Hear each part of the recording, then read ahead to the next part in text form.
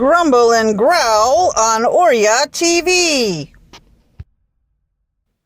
Welcome back to Grumble and Growl. I'm Gail Tosh, your host, as we examine issues from the local to the global perspective so that you can make better choices.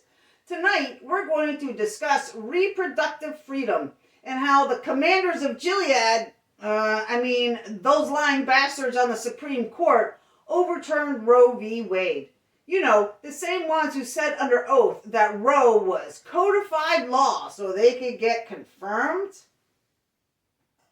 That immediately triggered laws in 13 states that denied women a safe and legal abortion. Now, other states have joined them in outlawing reproductive freedom. Yes, I said outlawing freedom. 22 states have infringed or banned the right for people to exercise reproductive freedom. That's nearly half. And what party reigns in these states?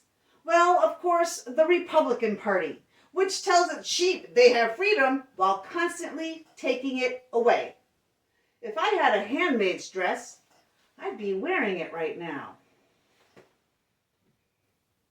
Those hypocritical bastards on the Supreme Court eroded women's rights, our ability to determine our own futures, and in some cases, our lives.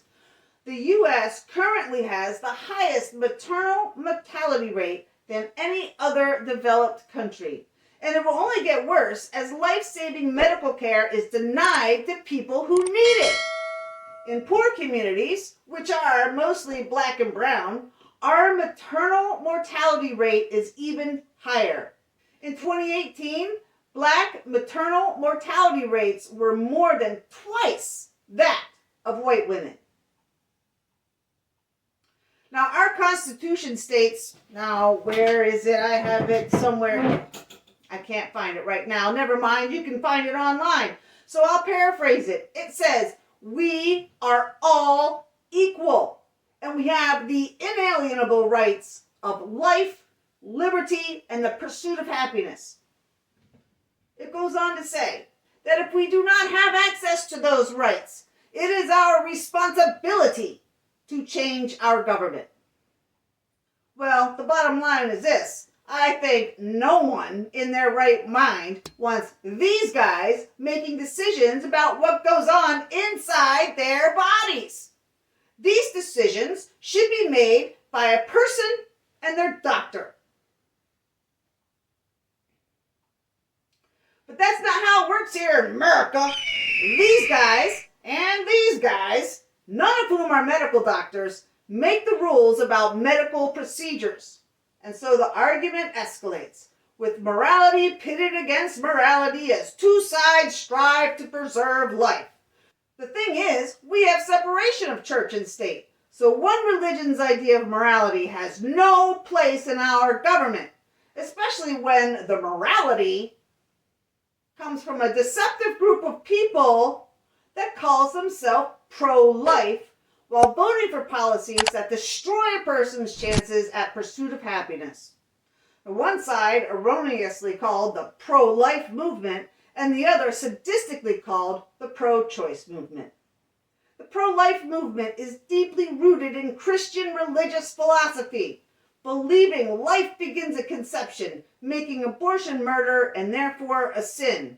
The problem with the pro-life philosophy is that they don't believe in preserving the life once the fetus is born and becomes an actual human baby. If I wasn't an American and someone asked me what I thought a pro-life movement would be like, I would say it would probably mean top-notch prenatal care for pregnant women, paths to education for single mothers, free daycare and preschool, free food for poor women and their children, affordable health care, a ban on assault weapons, helping the homeless and mentally ill. You catch my drift, right? These types of things. But the pro-life movement here in America does not support and actively votes against all of these ideas. Its interest in life seems to stop the moment the fetus gains one. Stay angry and stay active. Call your lawmakers and hold them accountable for stealing our freedoms. All right, we'll see you next time on Grumble and Growl. Bye for now.